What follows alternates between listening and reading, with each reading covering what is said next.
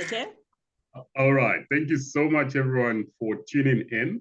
I think we were having a conversation, Rosie, earlier last week, and we were discussing about the importance of this topic that we are going to be looking at today.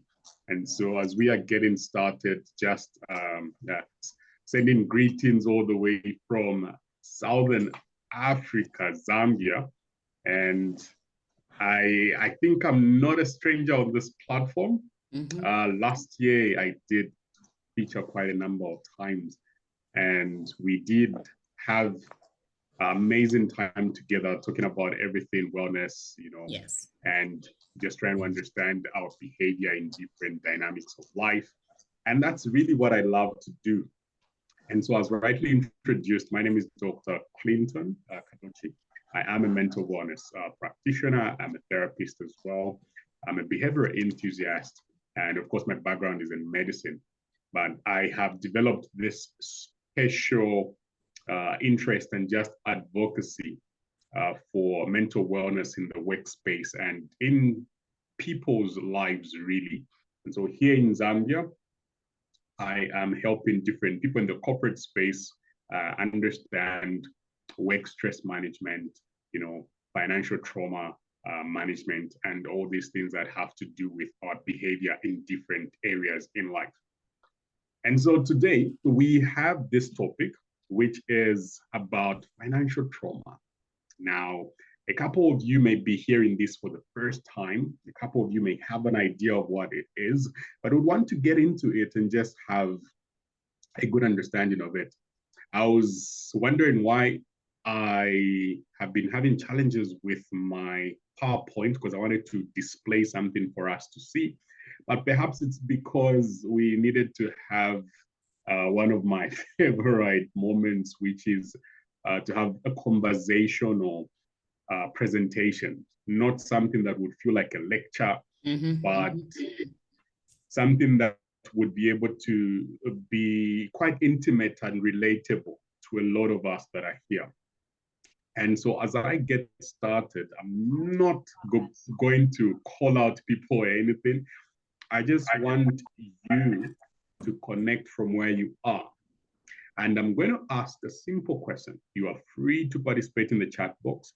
And this question is, have you at any point been worried about not having enough money?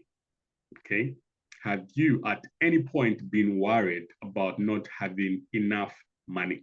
So you can just raise your hand or drop an emoji in the chat box that shows that, yeah, I have been worried at some point. And the whole idea is for us to relate to the fact that what we are talking about is not something we should stigmatize. It's not something we should label people or feel as though, well, it's just a group of, people somewhere that get to struggle with that, but I'm immune to these things, At times we may feel that way. So I can, the response says, all right. Yes. So we have Rosie saying, yes, I have many times. We are saying, yes, I've been worried and having enough. Joy also says, yes, I have. And that just gives us a picture of the fact that what we are about to talk about is something that all of us can relate. We can relate. So financial trauma, by definition, is basically the trauma that we get to experience that is induced by finances. The trauma we get to experience that is induced by finances. Then the question will then be, what is trauma, right? What is trauma? Trauma is what happens inside of us as a result of what happens to us, okay? It is that overwhelming distress that we get to experience from something that doesn't leave us the same. And one hallmark about trauma is that it gets to influence our perception of things. And so you realize that most people have been able to minimize trauma to matters of poverty, matters of not having enough resources. But today I want to debunk all those myths so that we get to understand how trauma can still affect people that feel or think they are wealthy. Now, there has been a study, I think this was done right before the pandemic in 2019, and the study was pointing out that 1 in 3 millennials, okay, 1 in 3 millennials suffer from PTSD-like symptoms, all right, caused by financial stress, okay? 1 in 3 millennials suffer from PTSD-like symptoms caused by financial stress. Now, this gives a picture that if 1 in 3 millennials have suffered or are suffering from PTSD-like symptoms, and PTSD basically means post-traumatic stress disorder. It is that condition we develop after we have gone through something that is traumatic, something that is quite overwhelming. And so at times it could be that we're having this flashback memory of a distressing event or a distressing situation, or we're having fear of something that happened but hasn't left us the same. And a lot of this is accompanied with a certain level of anxiety and worry about our future. Anxiety and worry about what we are likely to become. And so that anxiety that we get to have around money matters, when you don't have enough, when you have debt, when you have bills that you are yet to pay, but you can't seem to find or have the right income stream or resources to actually meet up those bills or the deadlines. There's that anxiety that we have. But then imagine that anxiety being experienced on a weekly basis, right? And at times you just want to think, well, it's just socioeconomic pressure, right? But that socioeconomic pressure reflects to financial trauma. And we get to see this in how it affects our lives, the lives of our family, and if we have children, even how we parent. You can agree with me that when we were growing up, our parents, not really to be biased, but our fathers at times would have a particular attitude and anger, especially when it was time to get paid. They were just annoyed. They didn't want to be talked to, because there's a lot of pressure that they had to deal with. And you perhaps would have a memory of a parent that was always angered when you were to ask about something. And at times, maybe you could not even ask them to buy you something that you needed. It could be a new school bag. It could be shoes. But because you know the tension that was around, you would not be comfortable to actually even ask them about your needs. That is a reflection of financial trauma. Do you know what that did to you? It made you to desire to be so independent that you wouldn't want to ask for anyone to help you. Exactly. You wanted to just make it in life, leave your parents' home, and begin to make your own money. And now you have become a workaholic, right? And so you have now become so independent and a workaholic that you just want to move from one job to the other, one job to the other. And you don't understand that drive. Where did that drive come from? In Africa, we call it hustling. You're just a hustler, right? And you pride in being a hustler. Yes, that is good, quite okay.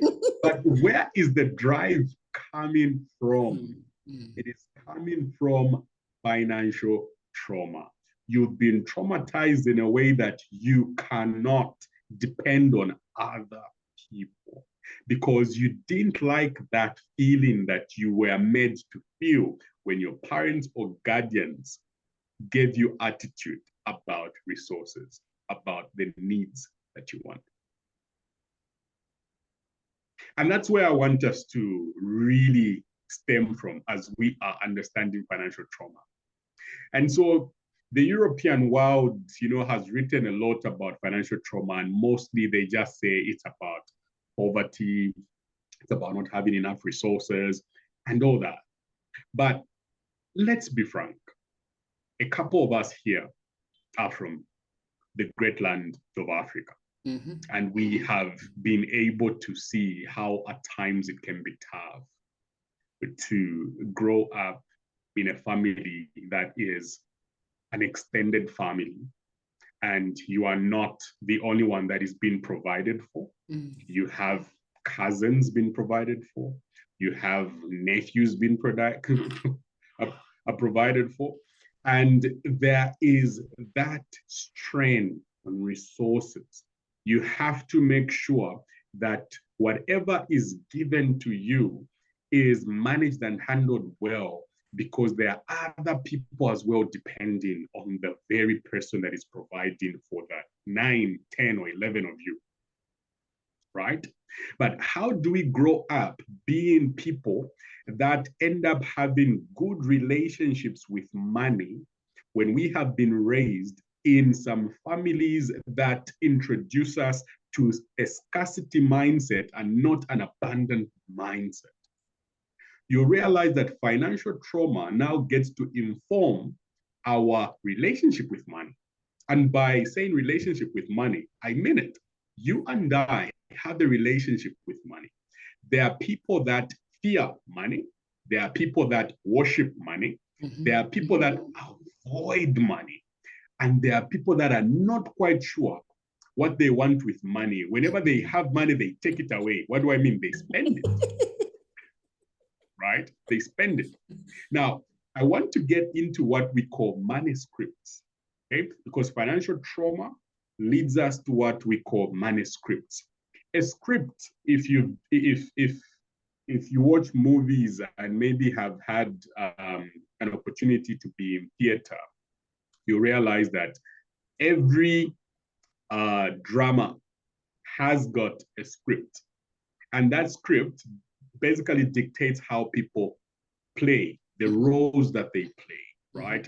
It dictates the possibilities and the direction of that particular drama, that story. The same way, our background, our childhood, our experiences have informed us of how to behave around money. And so we too have the script that has been influenced by our early childhood. There are a number of you can relate to this. If you can, please just indicate in the chat box. Let's say you are sent to the market and there's change that has remained, but you either decide to not give your parents or guardians that change, you withhold it, right? Do you remember how they would behave or how they would, react to you just by withholding that change? A couple of you were called thieves already. A couple of you were verbally abused just because you didn't give back that change. Do you know what that did to you? Do you know what you became as a result of that experience? That is the financial trauma we're talking about. For those that are just joining now, we are talking about financial trauma, how to break the cycle and build resilience for us to cope and manage finances well. And so trauma, as I had defined in the beginning, is basically what happens inside of you as a result of what happens to you. So a lot of you were embarrassed around money matters. That embarrassment, that shame you carried has done something to you and your relationship with money. Whenever you had change that you never gave back, and whatever they told you at that moment has remained within you. And that is playing out somehow right now as you are a parent. It is playing out somehow. Okay, we're going to get into that. But at this time, we are talking about money scripts. And manuscripts are basically the different ways we play out around money, the different behaviors we have developed around money. That is what we are talking about. So the first manuscript, there are about 4 manuscripts. The first manuscript is called money avoidance. Okay, money avoidance. Now, money avoidance comes when you had instances or situations in your childhood where you were made to feel like having money is a wrong thing. So it could be that whenever there was excess change, you were not supposed to hold on to it, were supposed to give back.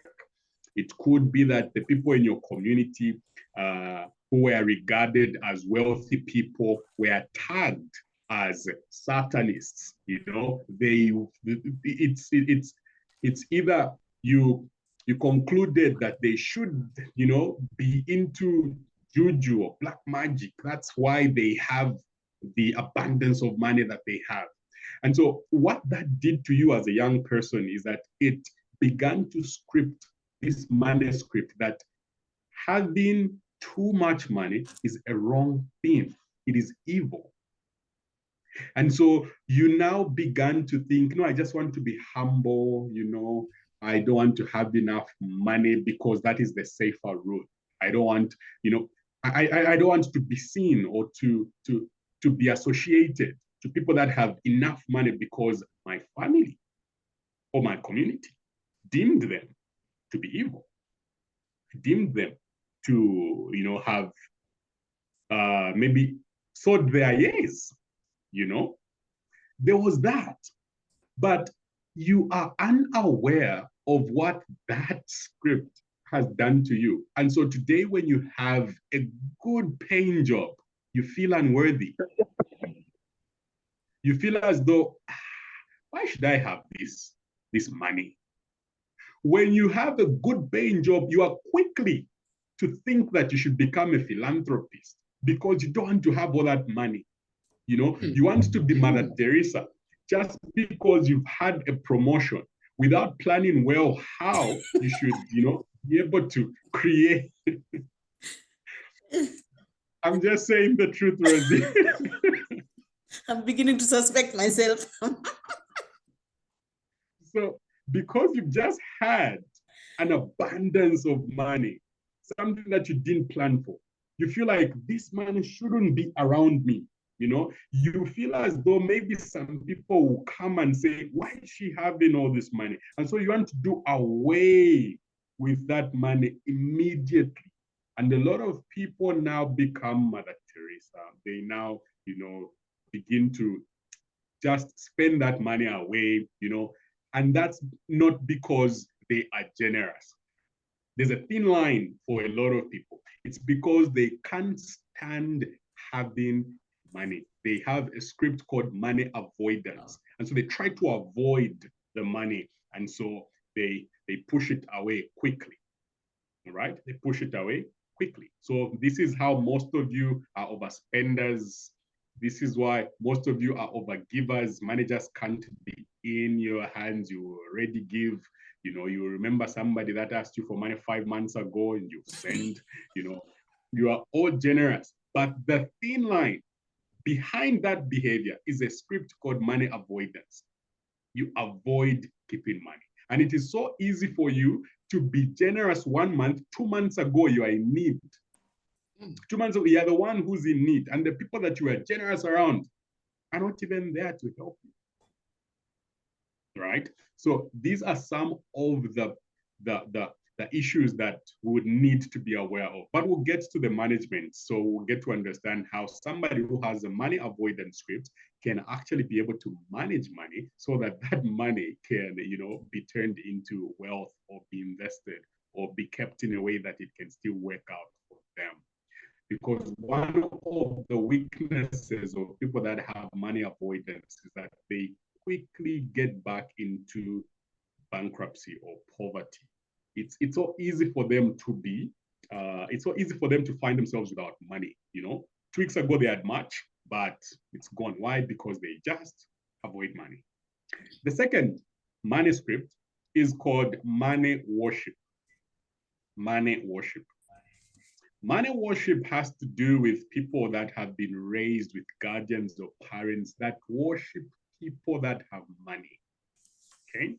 So because there is a particular auntie or uncle that your parents loved so much because that person had so much money, and you are able to tell that when that person is around, they treated them differently, right?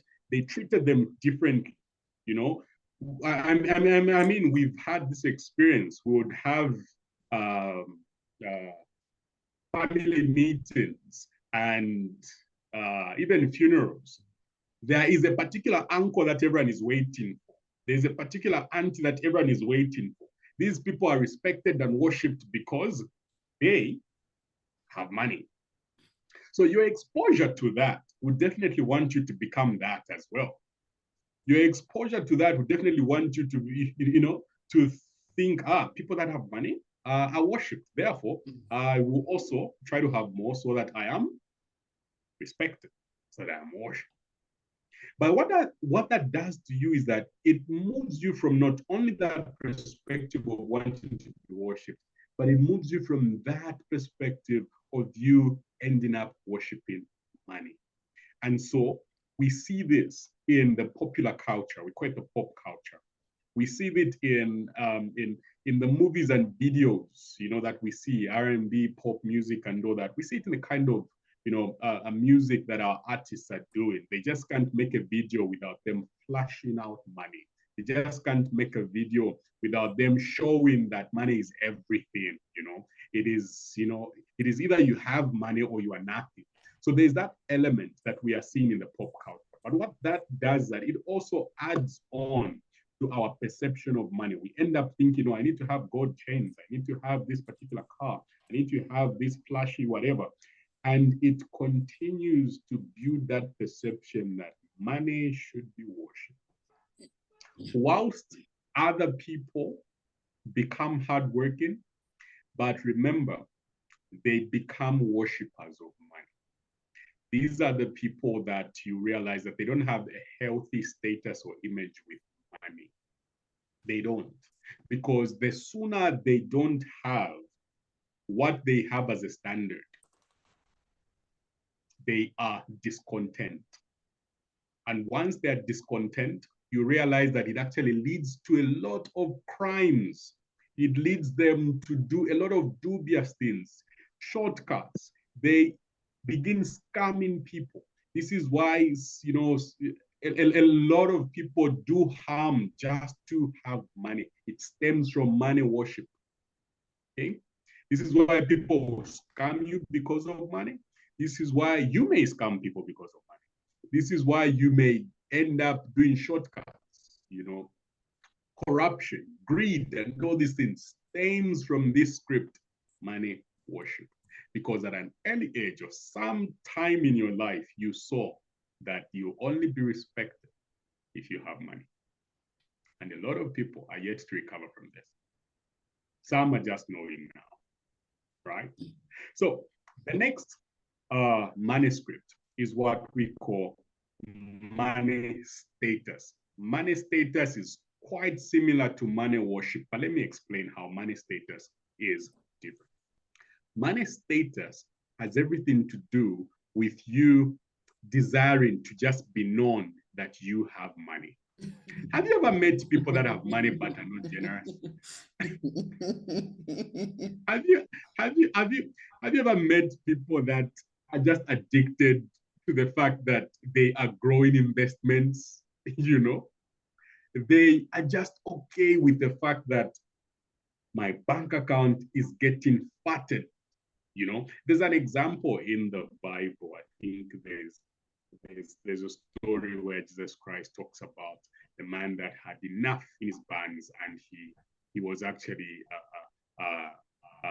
prideful that he has managed to amass all that. That is money status. All that which you are concerned about is people to know, I need to be the next millionaire. I need to be the next billionaire. And it makes you to just be concerned about making money and not necessarily having a function for that money. Trust me, there are people that are storing money, like they are storing, keeping money. There are people that are investing and they are addicted to that. Whilst you can admire it because you lack the discipline to invest and save money, they actually have that discipline to save and invest money that you are desiring for. However, they have the wrong motive. I have met people that have fat accounts and yet just love storing it that way. They will not talk about a project they are planning to support. They will not talk about, an adventure they want to, help people in the community with, or even their families and all that. They don't give out any help. All that they want is to get to that status that I have it. They need to know that I have it, And when they mean to flash it around, you will see. They'll flash it around, but still not have the heart to say, let me help someone or give someone. But all that starts from the very fact that you want to be identified as a rich person. So that's another status that we have as a script for money. So that was the third one. If everybody's listening, let me just have some responses. What was the first? What was the third? What was what was the second one? What was the third?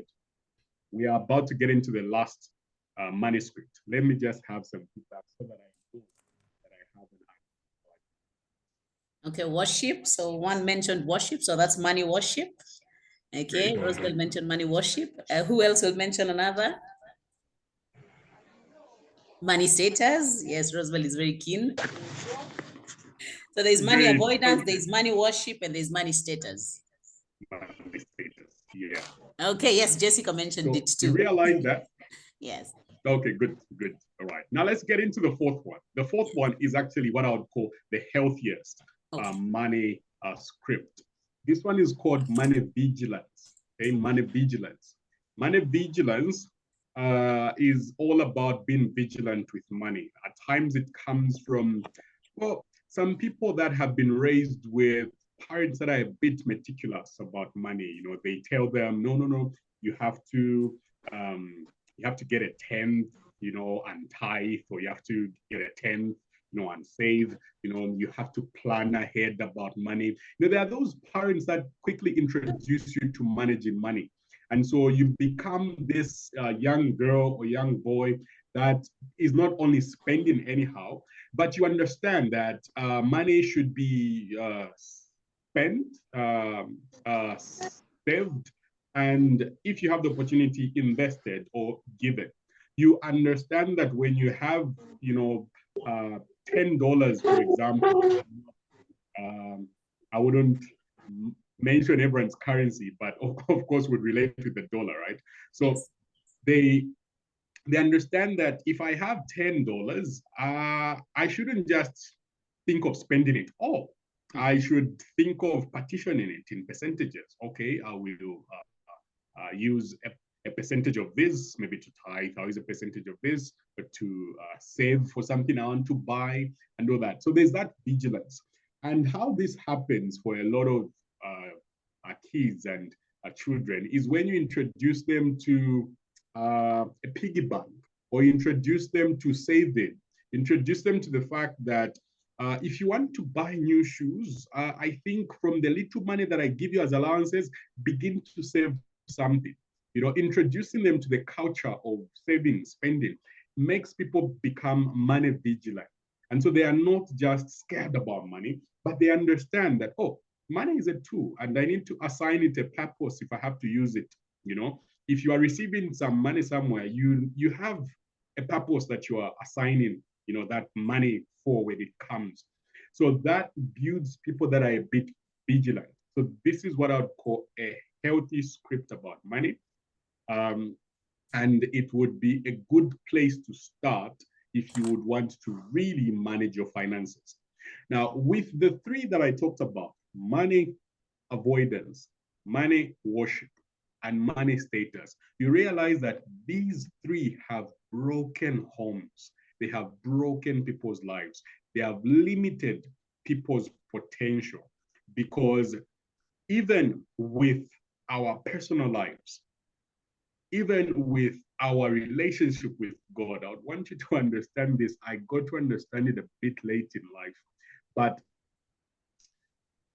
the way we manage money, our money, personal money, determines the possibilities in our lives, determines the next possible thing in our life. How you manage a simple $5, it determines the possibility of the $50 coming in your life or not. God has got this way of entrusting us with money to determine the possibilities of the dreams that he would want to unlock for us. Okay? And so the way you manage people's money, the way you manage the money that you get from what you deem as your job, your work, your business, the way you handle that money determines how much more you can get. A lot of us, because of these manuscripts, money avoidance, we are not meticulous or vigilant enough. We have been able to rob ourselves out of possibilities of managing money or managing the different things that we would want God to bring in our lives. So in other words, life is about trusting. Our life, with God is about entrustment, entrustmentship. We call it stewardship. And if we are entrusted with a particular amount, it also determines whether God will open for us that business opportunity that would bring in more money. Okay, but because we have this money worship, we have this money avoidance, we have this old money status, which makes us not handle money in the right way, we end up blocking ourselves from actually receiving a couple of things that we are praying for. A lot of stuff that we are praying for, the answer is in us adjusting our behavior and relationship around money. The answer is in us getting to revisit our relationship with money and say, okay, do I really have a healthy relationship with money? Have I been cheating on money? Okay. And so when you get to that place of understanding what manuscript that runs your life, because we all have a manuscript that runs our life. You may have money avoidance, you may have money worship, you may have money status, or you may have a bit of money vigilant and a bit of money avoidance. How do you strike a balance and cut off that manuscript that has been affecting you the most? All right. So that is where we need to begin from if we are really going to understand how we should break the cycle. Because trust me, a lot of you have had similar patterns of financial problems for the past 5 years. You've had similar patterns, and I'm saying patterns, not problems, patterns of financial trouble in the past 10 years, 8 years, maybe even 20 years. And if you look back, it is almost the same problem, But that comes from this very thing we're talking about, financial trauma. Others would crown it as, no, it's a generational case. Me, us in our family, when we have this happens. No, it is financial trauma. And if it is something to do with your family, then we'll then call it intergenerational financial trauma. Because your grandparents had a particular script that they handed over to your parents, and your parents have handed over that very script to you, and you are just about to hand that script to your parents, to your children, sorry. And I'm glad you joined this session. We are just about to intervene so that you don't hand over that script to your children. The idea is that we become what we have observed our forefathers doing. We call that tradition. And so because our grandparents had money avoidance, they never got into the ability to think in abundance. They never got into practices of, understanding that God has said that he will give us the power to create wealth. God has said he will give us the power to create wealth. When we don't get to understand that we have the right and the privilege to ask from God that he would give us that power to create wealth. And once we create wealth, we can actually move from intergenerational financial trauma to intergenerational financial wealth. When we don't get to understand that, you realize that we are going to continue the same script. The same script. See, right now in Africa, we have some of our parents who are baby boomers, who were not comfortable with saving money in the bank. Why were they not comfortable with that? Because of the experience they had with the Great Depression, because of the experience they had with the different, economic depressions that have happened in 2001, 2002, 2009, and I think 2018 there was one. Plus the COVID-19 that has happened, a lot of people lost money.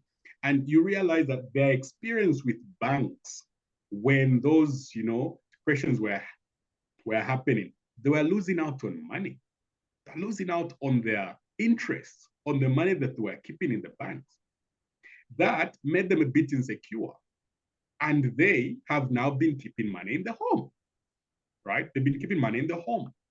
See, a lot of us, if I was to ask a number of us here, how many of you have had financial literacy conversations with your parents right now? I bet you 10% of people in this room will say they have had. The great majority of us, 90% to 80%, will say we've never had a financial literacy conversation with our parents. Why is that? Financial trauma. Money avoidance script is one that ranks the more, especially from our backgrounds, because we have associated people that have abundance as people that are to be suspected. It's just not possible. How would you have that much? It's just not possible. There was a time I think that was right after I graduated in 2019. I had a job opportunity in China where I was. And with the job that I was actually doing and the work I was doing, I had the salary that I was not comfortable to share with my parents. Why? Because the salary I was getting was more than my two parents' salary combined. Okay? It was more than their salary. And because I've never had conversation with them about money and how to go about everything, it was uncomfortable for me to even say, so this is how much I'm getting. Because firstly, they would have said, what job are you doing for you to be getting that much? Okay. They would have questioned what I was doing, because they wouldn't have believed that, he's just graduated and he gets into, he's in a foreign country and he's getting this much. They wouldn't have believed. So already that was a sign that there's a problem. Mm-hmm. That was a sign that there's a problem. And that is the same story a couple of us here also have in our own different ways. And all that is speaking to the trauma. Because what was handed to me really was having a humble life, be in the white collar job, get whatever that you are paid and keep the home. That was what was handed to me. And if I'm really sincere, I had money avoidance as a script that I was raised by. And so I avoided having much. Even when I have an opportunity to actually do most of the projects that I do, even here in Zambia recently, I think I got a speaking engagement. I was training a particular company. And for me to just speak for a few hours, they gave me, a large sum of money that I still couldn't. I was uncomfortable to talk about it, I was uncomfortable to talk about it. But this is what happens in the corporate space. These are the realities. But if you are uncomfortable to talk about financial matters, that is already a sign that you need intervention. What manuscript have you been fed? Are you going to break that cycle and work on that manuscript? So how do we then manage a manuscript? Firstly, identify the manuscript that you have. Because all of us, in one way or the other, have experienced financial trauma at some point. It may not look like poverty-stricken background. Trust me, it may not. That's what the European world would try to feed us. It's not about poverty-stricken background. You don't have to come from, a background of being raised in a hut, for you to think you have financial trauma. It's knitted and woven in our experiences in our childhood. So the first thing you need to identify, what manuscript have I been raised with? I identified mine was money avoidance, and I began to work on how I avoid money. And I realized, I become generous. Okay, I trust me. I didn't know what to do with the money that I was getting at some point. I sponsored people to college. I sponsored people to trades, and I was just young. But that's because I didn't know what to do with the lump sum of money that I was getting. I was asking people, okay, so what project are you doing? They tell me, I'm like, okay, what number should I send to? And I suppose just like that. So when you begin to see the practices, the habits that you have been using for your manuscript, others, it could be that you have money status and you are too stingy. You just keep money, because you want it to accumulate so that people should see that you have money. Okay, it's good to save, but what motive is behind that? That's basically what I'm talking about. I'm not saying don't save and all that. I'm just saying what motive is behind that. Are you saving in the right ways? Are you building emergency funds? Because those are the things that I never even had an idea of. I wish I understood what emergency funds were, because the moment COVID-19 hit, right? When COVID-19 hit, I was only 8 months in that new job that was giving me that money. I was 8 months, and with the little that I managed to save, that money only it was only able to see me for the next 6 months, right? Because I was put under quarantine because I was in China at the time. I was put under quarantine, and we were isolated for about 5 to 6 months. And in that time, we were no longer working because now we lost that job. We were no longer working. The world was on a standstill. We were no longer working. We moved online, and we now had to fend for ourselves. Because I had much, I was able to, see myself through in that time. But in 6 months, my money was done. My money was done in 6 months. And I was now thinking that, well, I wish I served, or I wish I invested this money. It would have seen me through in one or two other ways. It would have seen me through for a year. Okay, so identify what manuscript that you have had and what ways are you messing your life with that manuscript. Just sit down, introspect. When you identify that, what you need to do is accept. Don't be in denial. So the second point is get to accept. Don't be in denial. Accept. What are you accepting? You are accepting that, yes, due to my background, maybe my parents or guardians made me feel or think this way. And so I picked up those habits, right? You're also accepting that this is something that has been driving my life, and so I have to work on it. That is what you are accepting. So I call this acceptance as self-acceptance. And I define it as it is the ability to accept what was and what is without denial, avoidance, and resistance. The ability to accept what was and what is, okay? What was of your past and what is in your present without avoidance, denial, and resistance. Because what we do is that we avoid to connect our past with our present. When we avoid that, we deny the present challenges we're having. We deny linking them to our past. And when we do that, we resist the change that we are desiring.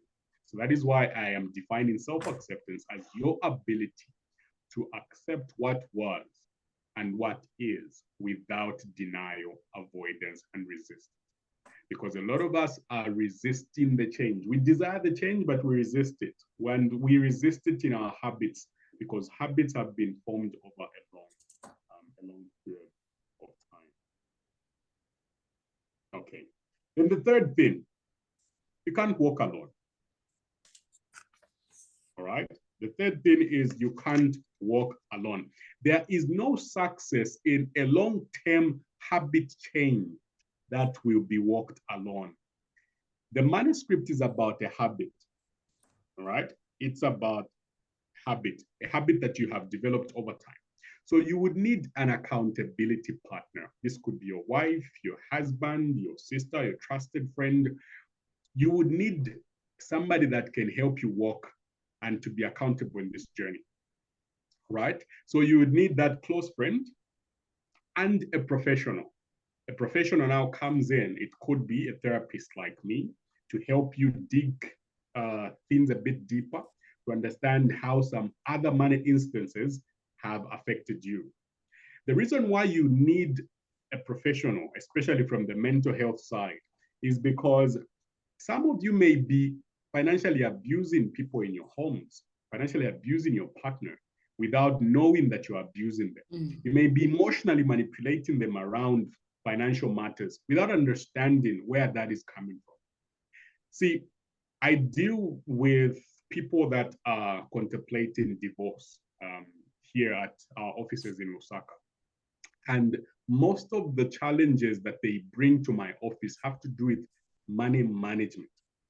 And so when we sit down and talk about a couple of things that they've been through, you realize that they unconsciously, right? They unconsciously abuse their partner, not because they plan to, but somehow the manuscript they have makes them just play out that way. It makes them not, be quite faithful around money matters. It makes them to be a bit manipulative, emotionally manipulative, just to get money from their partner. And it's not because they plan it. It's because it's a way of life that they picked on at some time in their childhood. And to them, it's normal. But till you open the curtain and point it out to say, no, here, what you did here is what we call emotional manipulation. And when your partner knew, he was upset, which led him to not be comfortable talking about finances with you. And somehow you guys didn't talk about this when it happened 2 years ago. And it is what has led you to now contemplate this divorce, you're thinking of now. Okay, so those are some of the things that I'm dealing with a couple of cases here in Zambia. So when you get to incorporate a mental health professional, you would also need to incorporate a financial coach. Why do you need a financial coach? Because financial literacy is not wisdom. Okay? Financial literacy is not wisdom. You can be wise. We have seen pastors who have fallen due to, financial mismanagement. Financial literacy is not wisdom. Financial literacy is not a spiritual gift. You will need people who have financial literacy skills to help you know where you are, what that means in the next months, and what you can do to get yourself out of that mess, right? So the financial literacy people are just coming in to help you with the numbers. The mental health people are coming in to help you with your cognitive reasoning around matters, because you need to understand where you are from and how your behavior that you picked up, where you are from, will continue to influence you as you are moving on. So these are the key players that you will need to bring on board. And I should mention, this is something that I usually say, that you cannot talk your way out of a behavior you behaved your way into, right? You cannot talk your way out of a behavior you behaved your way into. You cannot pray your way out of your behavior you behaved your way into. You would need to behave your way out of it. And so you need people that will help you understand behavior and how it forms. Because if you are going to manage finances and break that cycle of the patterns you've been having for the past 5, 10 years with finances, you will need a behavioral expert to help you. The last thing that you need to do after you've brought all these people on board is to work on what I call a financial vision. Each one of us needs a financial vision. Financial vision will help us to assign money in the right places. It will help us to know that, okay, I want to be a philanthropist, not because I'm just avoidant of money, but I want to be a philanthropist because I have the heart for this. Okay, I want to become this, and this is the amount of money I'll need. This is how I would want my legacy to be seen. So there's what we call financial vision. And when you create a financial vision, it helps you to focus on the right things. You will not go to the mall and you're entering every shop, just for no. You have a financial vision. And so it will guide you to know what shops you enter that day when you go out the mall. So these are the steps that we can follow. And it's a grand topic, really. I like it when we're having a one-on-one session with people that are trying to understand where they've been and where they can go. But for today, I'm going to end here, and I hope we have learned 1 or 3 things. Yes, I do have a few closing remarks. Just appreciating everyone that have made the time to be with us here. As we wrap up, financial trauma isn't something we should be ashamed about. It isn't something that we should hear even talking about, but it is something that we need to correct. I talked about the replicating of scripts and the corrective scripts. So this is an opportunity for us to hand down to our children and the generation coming after us a better perception towards money. If we had a hard time discussing about money with our parents, I feel like it would be important for us to now begin to have better conversations around money with our children and just the people around us, our partners and our lovers. So financial trauma is real, but financial post-traumatic growth is also possible. That just means that you are able to outgrow the limitation that came with that financial trauma, because there's always a limitation.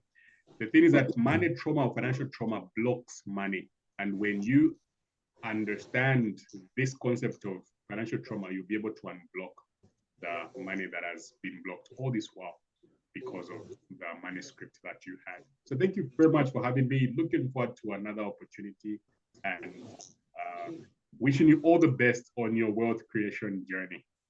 So thank you so much, and back to you. Okay then. Okay. So guys, we're bringing this to an end. For those who have left their numbers, I'll send the recorded version, and that's more of it. Thank you very much for joining. I love you always. And just remember, it is okay not to be okay. Okay. So see you guys. Bye-bye.